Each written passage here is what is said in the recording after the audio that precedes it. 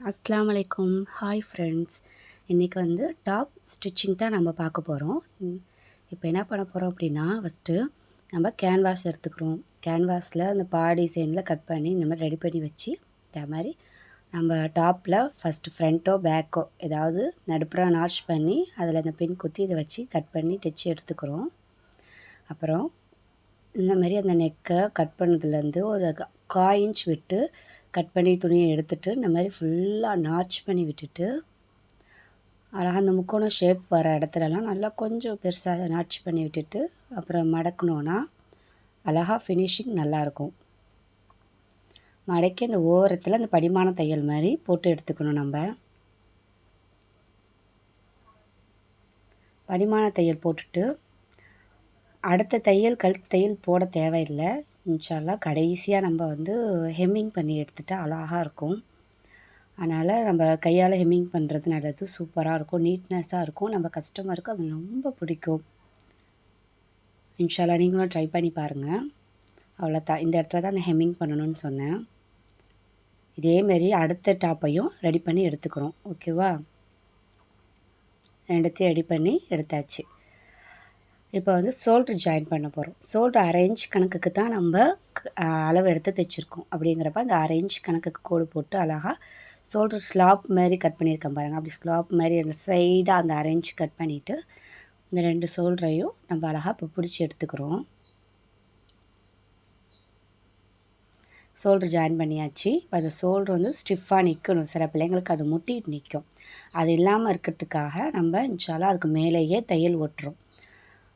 ஏதாவது ஒரு பக்கம் திருப்பி வச்சு பேக் சைடு திருப்பி வச்சு அப்படியே தையல் ஓட்டுறோம். இப்போ கை வந்து 3/4 ஸ்லீவ் கேட்டிருக்காங்க. ஸ்லீவ் ஓப்பன் 3/4 ஸ்லீவ்னாலே நமக்கு ஓப்பனில் தான் வரும். நம்ம அதை ஜாயின் பண்ணி தான் தைக்கிற மாதிரி இருக்கும். அதை அழகாக அந்த 1/4 இன்ச்சிலேயே ஒரே சீராக அழகாக தைச்சிட்டு படிமான தையல் திருப்பி படிமான தையல் போட்டுட்டு அப்படியே அழகாக தையல் மாறாமல் அழகாக படிமான தையல் போட்டுட்டு கீழே அழகாக மடித்து தைச்சிட்டு பைப்பிங் கேட்டிருக்காங்க. பேண்ட்டு துணி இருக்குல்ல, அந்த துணியில் பைப்பிங் கொடுத்தா அழகாக இருக்கும். கைக்கு கொடுக்குறதாஇருந்தாலும் கொடுக்கலாம். இதுதான் எனக்கெலாம் அது ரொம்ப பிடிக்கும். அந்த மாதிரி கொடுக்குறது நான்லாம் கொடுப்பேன் அதிகமாக எல்லாருக்குமே. கைக்கெலாம் அந்த பேண்ட்டு துணி எடுத்து வைக்கிறதுலாம் எனக்கு அழகாக தெரியும். பண்ணோம் அப்படின்னா நம்ம அவங்க கேட்காமே பண்ணோன்னா அவங்க சந்தோஷப்படுவாங்க. இப்போ அந்த பிள்ளைக்கு பைப்பிங் வச்சாச்சு. அந்த மாதிரி அந்த ஸ்கூல் பேட்சும் ஒட்டியாச்சு, தைச்சாச்சு. இப்போ கை ஜாயின் பண்ண போகிறோம். கை நடுப்புற அந்த நாட்ச் பண்ணிவிட்டு நடுப்புறலேருந்து தான் ஸ்டார்ட் பண்ணணும். நீங்கள் எப்போ இருந்தாலும் நடுப்புறலேருந்து நீங்கள் ஸ்டார்ட் பண்ணி கை தைச்சி பாருங்கள். ஃபினிஷிங் செமையாக இருக்கும். நம்ம இந்த கடைசிலேருந்து ஆரம்பிக்கிறது, ஃபஸ்ட்லேருந்து ஆரம்பிக்கிறது அதெல்லாம் நல்லாவே இருக்காது. நீங்கள் இப்படி பண்ணிங்க அப்படின்னா நம்ம கையை தூக்கும் போதோ இறக்கும் போதோ எந்த டிஸ்டர்பன்ஸும் இருக்காது. அழகாக ஃபினிஷிங் நல்லாயிருக்கும். நம்ம ஒன்று தைக்கிறோம் அப்படின்னா அது வந்து எப்படி சொல்கிறது, எல்லாருக்குமே அது யூஸ்ஃபுல்லாக இருக்கணும். நம்ம ஏனோ தானோன்னு தைக்கக்கூடாது, காசு வருதுன்னு தைக்கக்கூடாது. அதில் ஒரு இன்ட்ரெஸ்ட் எடுத்து நம்ம தைக்கணும். இந்தமாரி எது எப்படி செஞ்சால் நல்லாயிருக்கும், உடம்புக்கு கம்ஃபர்டபுளாக இருக்கும் எல்லாமே நம்ம யோசித்து அதெல்லாம் நம்ம நிதானமாக நம்ம தைக்கணும். இப்போ அதேமாரி கை தைச்சி எடுத்துகிட்டு 2 தையல் ஓட்டி எடுத்துக்கிட்டு இதேமாரி அடுத்த கையும் தைச்சி எடுத்துக்கிறோம். இப்போ வந்து நம்ம உடம்பு பிடிக்க போகிறோம். கையும் உடம்பும் அந்த பிள்ளைக்கு கை வந்து 8ன்னு சொன்னோன்னா அப்போ 4, 8ல் பாதி. அதுமாதிரி எல்லாத்துலேயும் 1 1/2 இன்ச் இட்டேன்னா அந்த 1 1/2 இன்ச் கணக்கு வச்சு அந்த பிள்ளைக்கு அளவு குறிச்சிக்குவோம். அதேமாரி உடம்புலையும் கொஞ்சம் 1 1/2 இன்ச் கணக்கு வச்சு அழகாக வளைவாக இந்த வெட்டின சீராகவே அழகாக வளைவாக வெட்டி குறிச்சிக்கிட்டு அந்த கீழே நாட்ச் பண்ணோம் தெரியுமா ஓப்பனுக்காக, அது வரைக்கும் குறிச்சிக்குவோம். இப்போ அதிலே தைப்போம் அழகாக நேராக. அப்போ கோடு நான் இது வரைக்கும் அவ்வளோ துணி தைச்சிருக்கேன், இருந்தாலும் நான் அந்த கோடு போடாமல் தைச்சதே இல்லை. ஏன்னா எனக்கு இந்த மாதிரி இடத்துக்கு நான் கோடு போட்டு தான் தைப்பேன். அப்போ தான் ஃபினிஷிங் செமையாக இருக்கும். நம்ம பாட்டு நமக்கு தெரியும் அப்படின்னு ஏனந்தாலும் நம்ம தைக்கக்கூடாது. தெரிஞ்சாலும் நம்ம கொஞ்சம் பாதுகாப்பாக தான் தைக்கணும். இப்போ அதோட நிறுத்தாமல் நீட்டாக கோடு போடுறோம். இந்த நார்ச்சோடு நிறுத்தாமல் அங்கே படிமான தையல் போட்டுட்டு நீட்டாக கோடு போடுறோம். ஏன் அப்படின்னா நம்ம சைடு வந்து மடக்கி தைக்க போகிறோம். அப்போ அழகாக நீட்டாக கோணமானலாம் இல்லாமல் அழகாக வரத்துக்காக தான் இப்போ அந்த கீழே நீட்டாக நம்ம கோடு போட்டது. இப்போ என்ன பண்ண போகிறோம், அதை மடக்கி தைக்க போகிறோம். மடக்கி தைச்சிட்டு பிரித்து விட்டுக்கலாம், ஒன்றும் பிரச்சனை இல்லை. இது வந்து ஃபினிஷிங் செமையாக இருக்கும் இந்த மாதிரி நம்ம தைச்சோம் அப்படின்னா. இதில் அழகாக அப்படியே நீட்டாக தையல் அடிச்சுட்டு மடக்கி இந்த பக்கம் மடக்கி அழகாக அடிச்சுட்டு நம்ம அங்கே எந்த பக்கம் வரையும் படிமான தையல் போட்டோமோ அந்த பக்கத்தை நம்ம அளவு குறித்து வச்சுக்கணும். இந்த குறித்து வச்சுக்கிட்டேன். அதோட கொஞ்சம் காயின்ச் மேலே குறித்து வச்சுட்டு ஒரு அழகாக பாக்ஸ் மாரி போடுவோம்ல, அந்த பாக்ஸுக்காக அந்த மேலே காயின்ச் அந்த அப்படியே திருப்பி விட்டு அழகாக பாக்ஸ் மாரி வெளியில் அழகாக தெரியும். அந்த பாக்ஸு இது நம்ம சைடில் நின்று பார்க்கும்போது தைக்கிறதுலாம் நம்ம அழகாக தெரியும். இதெல்லாம் நம்ம சின்ன சின்ன டிப்ஸ் அவ்வளோதான். இதெல்லாம் எல்லாமே ஈஸியான டிப்ஸ் தான். சுடிதார் டாப் தைக்கிறது பெரிய கஷ்டமே கிடையாது. இதெல்லாம் செம ஈஸியாக இருக்கும். பிகினரே அழகாக சூப்பராக தைக்கலாம். இந்த வீடியோவோ நான் கட்டிங் போட்ட வீடியோவையும் ஸ்டிச்சிங் வீடியோவையும் பார்த்தா நீங்களே தைச்சிடலாம். டைலர் கிளாஸ் போகணுன்னு அவசியமே இல்லை. இப்போ நம்ம தைச்சோம்ல அந்த இடைப்பட்ட அந்த ஃபஸ்ட்டு ஒரு தையல் போட்டோம்ல நீட்டாக அந்த தையலை பிரித்து விட்றோம். ஓகேவா? பிரித்து விட்டாச்சு. அவ்வளோதான். இதேமாதிரி அந்த சைடையும் நம்ம தைச்சி எடுத்துக்கிறோம். இப்போ இதில் படிமான தையல் போடுறோம். ஆமாம், அது படிமான தையல் போட்டால் இன்னும் அழகாக இருக்கும். அழகாக அப்படி மெலிசாக அழகாக தெரியும் பார்க்க. அதனால தான் இந்த படிமான தையல் போடுறோம்.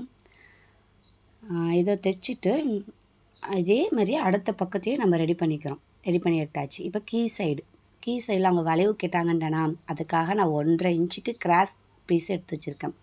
கிராஸ் பீஸ் எடுத்து இதே மாதிரி ஓரமாக சின்னதாக மடித்து, ஏன்னா திருப்பி விட போகிறோம், எல்லா பக்கமும் மடித்து தைச்சிட்டோம். அதனால் ஓரமாக சின்னதாக மடிக்கிறேன்.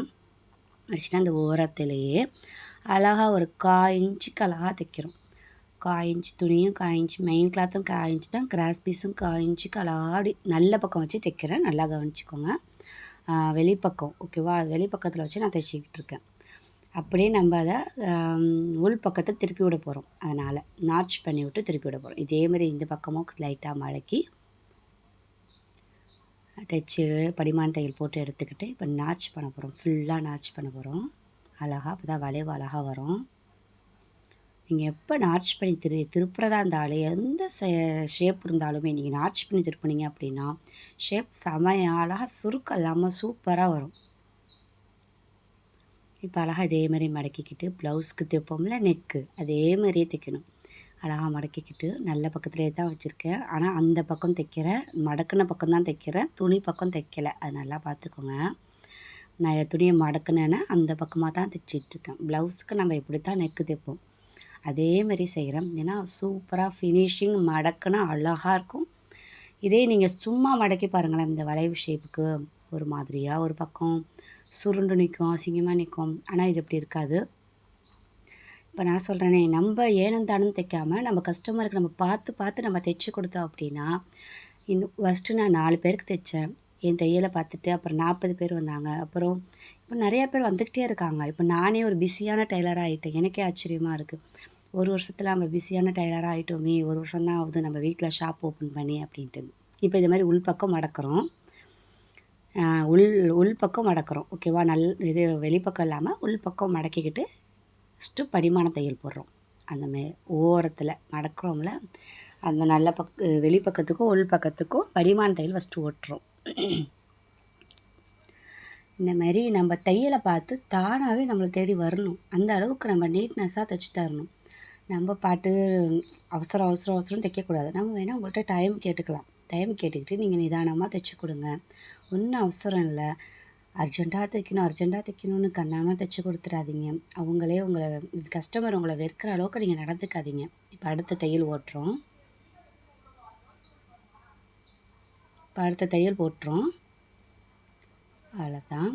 இன்ஷா அல்லாஹ் நான் சொன்ன மாதிரி சின்ன சின்ன டிப்ஸ் எல்லாம் எடுத்துக்கோங்க. எல்லாம் இந்த ஒரு டாப் தைக்கிறது பெரிய கஷ்டமே கிடையாது. எல்லாருமே பிகினர் எல்லாருமே தைக்கலாம். அவ்வளோதான். இன்ஷா அல்லாஹ் டாப் ரெடி ஆகிடுச்சி. இன்ஷா அல்லாஹ் சப்ஸ்கிரைப் பண்ணுங்கள், ஷேர் பண்ணுங்கள்.